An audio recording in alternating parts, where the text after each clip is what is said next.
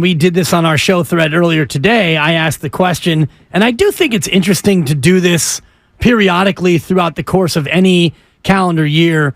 Who's more likely to win the next championship? And we are so lucky in this market that it really is a three-way question. It's a discussion, yeah. You know, if you're in Houston, for example, conversation's over. Duh, it's the Astros. It's not the Texans, and it's not the Rockets. Let's move on to our next topic. But here, you've got three teams who all have a chance to win a championship. Let's start with the Giants. You said 71% to make the playoffs. And we know this, that in baseball, if you make the playoffs, you're a team that could be a real live wire to win the whole thing, as opposed to the NBA. Miami is obviously the anomaly as an 8 seed, but if you're like a 9 seed and you got to win 2 play-in games just to get in there, you usually get crushed by the 1 seed.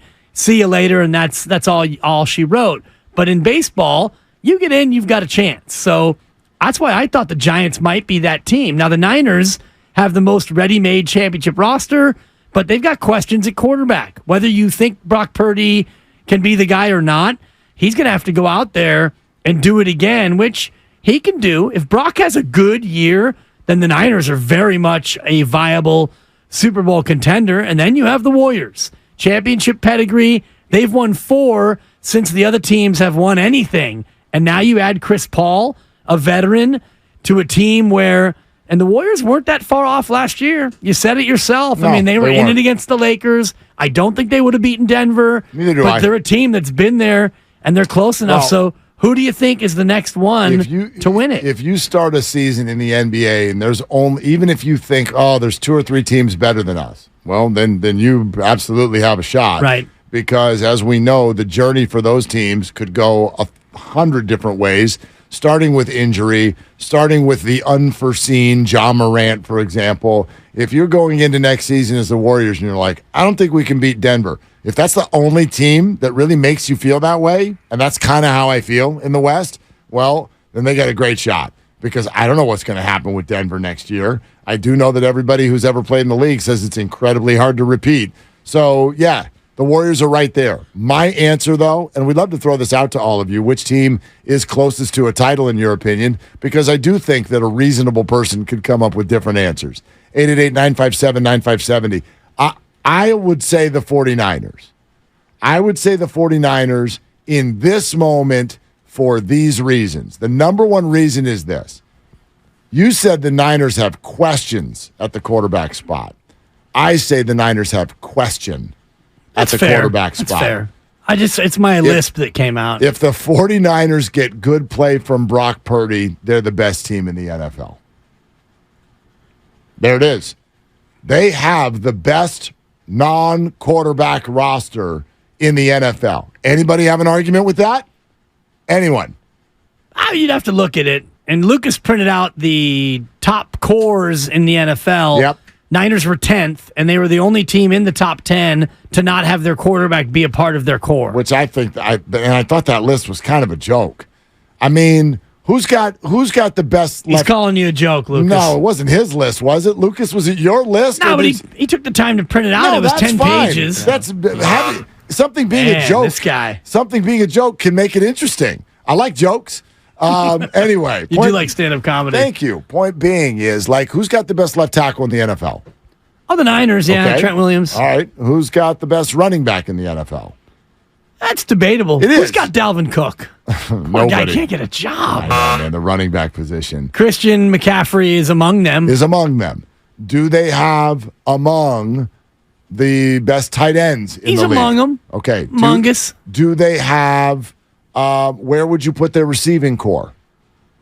I'd have to look at all the cores, but it's probably top 10, top 7. Yeah, top 10. How about their linebacking core? That's good. How about their pass rush? It's fine. Fine. Well, we'll see. I mean, starts with Bosa. Yep. Right. And then now they got Reddick. Right. Man, even Hargrave. Hargrave. Jesus. Anyway, but even the defensive backfield. Where's the buzzer? Totally. Even the defensive backfield, which take a Charvarius Ward, put him in there. The way Gibson played last year, the 49ers have an answer at every position except for quarterback, and they think they might have the answer there too. I only have one question for that team this year. Is Brock Purdy going to play well? If he does, I think the 49ers are the favorite in the NFC. So that's why I would stick them there, because I don't think that either of the other two teams can get to the point where you would tab them as the favorite. The Warriors can be in the mix. The Giants can be in the mix. I do think the Giants are going to need more starting pitching before you can realistically think that they would navigate their way through the playoffs against the Dodgers and the Braves and whoever else you might need to beat. I think you're going to need more starting pitching, but they may go get that at the deadline. I'll agree with you from this point. I mean, I can see it. I could see it for all three the next time they play. I can see it. But the Niners, to me, are the best bet of the three. And if we go by just odds, and I will use the odds based on FanDuel, the FanDuel Sportsbook, the lowest odds, so the best odds to win a championship would be the 49ers. They got them listed right now at 10-1, plus 1,000, and they are second in the NFC. It goes Chiefs at 6-1, Eagles at 8, Bills at 9, then the Niners and Bengals at 10-1. 10-1. So they're 10-1. And if you go to MLB futures, according to FanDuel, the Giants right now are 30-1 to win the World Series. You've got the Braves, Dodgers, and the Padres ahead of them in the National League. And boy, a bunch of American League. You got the Rays, Astros, Rangers, Yankees, Blue Jays, Orioles, and Twins, all in that same realm as the Giants. And to the NBA, the Warriors are 12-1. They are the fifth choice. That was 5 days ago. So, these odds change rapidly this time of year. That was before or after the acquisition of Chris Paul? Probably right before. Okay. And I could get more updated odds, but I wouldn't imagine that the Warriors are much different than the 12-1. 12-1. I'm seeing it here. FanDuel, 12-1. So Niners 10-1, Warriors 12-1. The Giants are at 32-1 or 30-1, Mark. So the Padres have lower odds than the Giants? 20-1. That's wild. That's a terrible bet. Dodgers are plus 470. Braves are plus 370. Yep. I get all that. And I know there's a long way to go. The Padres are 7 games back of the Giants right now, 9.5 games back of the Diamondbacks. I absolutely think they can and probably should turn it around. And as far as predictors are concerned, like the Padres have a run differential of plus 31, yet somehow they're 4 games under 500. That's wild. That's wild. There are only 1, 2, 3, 4. There are only six teams, 4 in the West. In the National League that have a plus differential. The Padres are one of them, yet they are 4 games under 500. So should they turn it around? Sure. But in my opinion, by definition, a terrible bet if you bet on them now, 4 games under 500, and all you're going to get out of that is 20-1. Yet I could go bet on a team like the Giants and get 30-1 when they're sitting 7 games ahead. That's a big number. That's a really big number. So, I don't know. That's a little bit of a head scratcher. Yeah, and it's based on their roster and the expectation that they will turn it around. And I do think that plus minus the run differential is a big part of it because, and I mentioned this earlier, the expected win-loss record, they would be 42-36 right now. So they're 5 games below what their expected would be. The Giants are 1 game better than they're expected. Arizona's 4 games better. The Dodgers are dead on what they should be based on their run differential. So what that tells me after almost 80 games, nearly half a season, Arizona's been a little bit more fortunate. San Diego's been a little bit more unfortunate in terms of their run differential and what their record should be. And if those trends continue, you would figure San Diego is going to be able to flip that around. But you mentioned the big number. They're 6.5 out of the wild card. Yeah. I mean, San Diego's got work to do. A lot of work. They're furious down there. I can imagine, Coach. I got my you got ties. Got my boys down there, and they're like, people are marching for Bob Melvin's head already. Like, there are plenty on the daily of you have got to fire Bob Melvin calls in San Diego. And this is what you're not even a year and a half in to his tenure as the manager of the San Diego Padres, and they just went to the playoffs last year. It seems a little bit harsh to me, but then I look at the Giant series, and I mean, it's easy to say he mismanaged those games because the moves that he made or didn't make didn't work out, but they have enough arms down there to where they shouldn't be losing games in that fashion. Well, and also, I wonder even about a situation like what we saw with that play at the plate that got so much discussion. And you think about the Giants dugout who had the wherewithal to be like, that's against the rule. And Gabe even said it after the game. They're like, it's kind of a bad rule. And he's like, look, it's not on me to figure out the rules. It is on me to put my team in a best position to follow them. And so that's what they did. Like, I really, as much as I hate the rule and hate the way it was interpreted, I really congratulate the Giants for even thinking or realizing that that could be something that was overturned.